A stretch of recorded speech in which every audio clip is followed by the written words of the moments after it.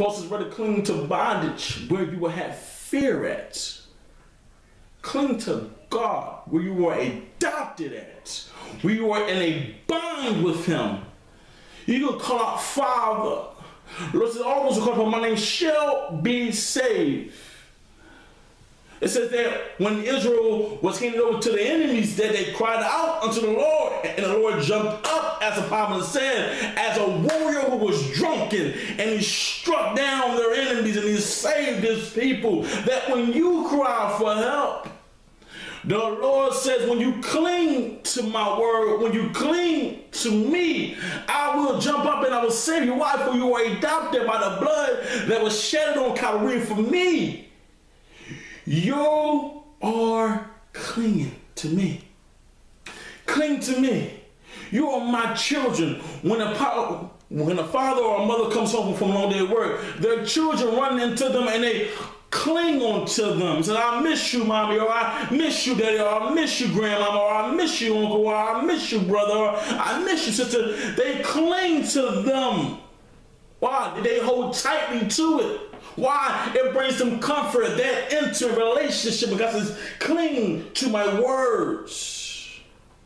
Cling to me, he says. Paul says, why? How? Because you have the spirit of adoption. Stop fearing, because you have nothing to fear no more.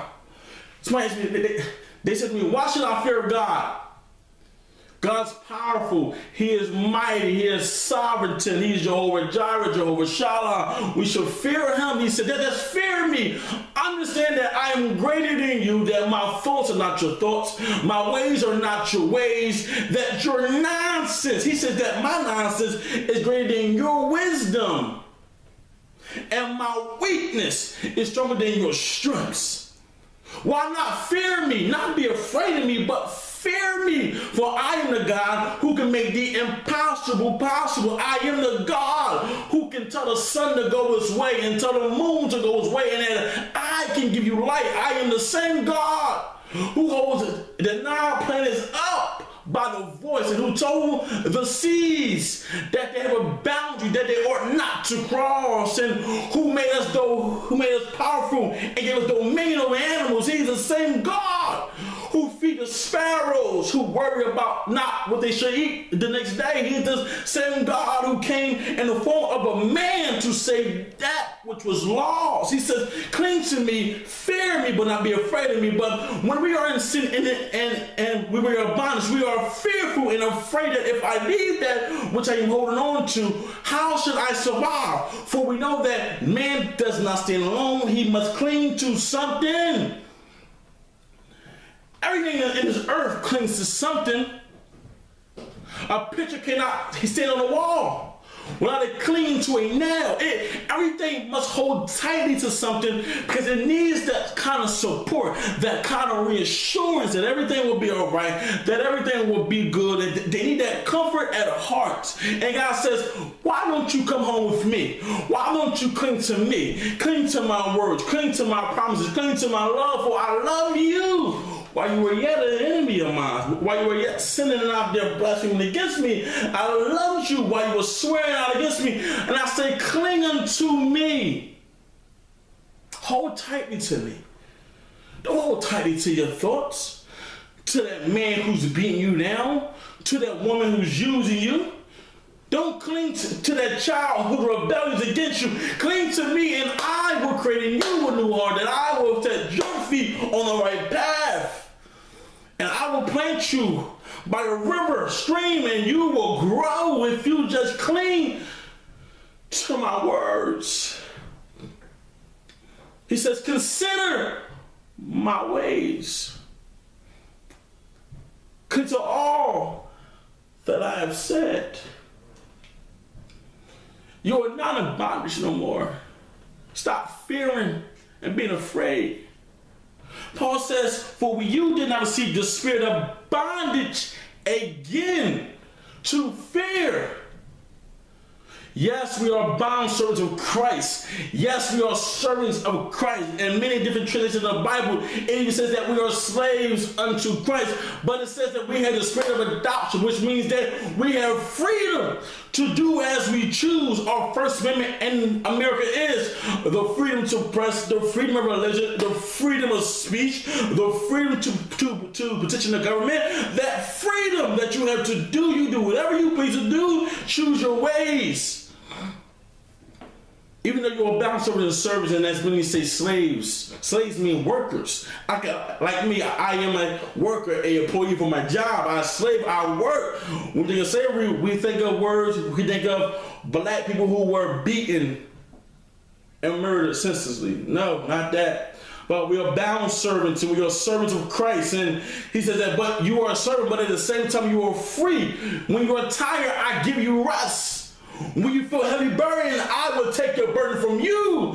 When you can't go no further or run no further, I will carry you on my back and I will run with you. All those who labor, who are heavy burden, give me your burdens. Take upon my yoke, for it's easy to bear. So he tells us, I'm free. So why not cling to such a man? Let's turn to Exodus chapter 12. Exodus chapter 12, verse 31.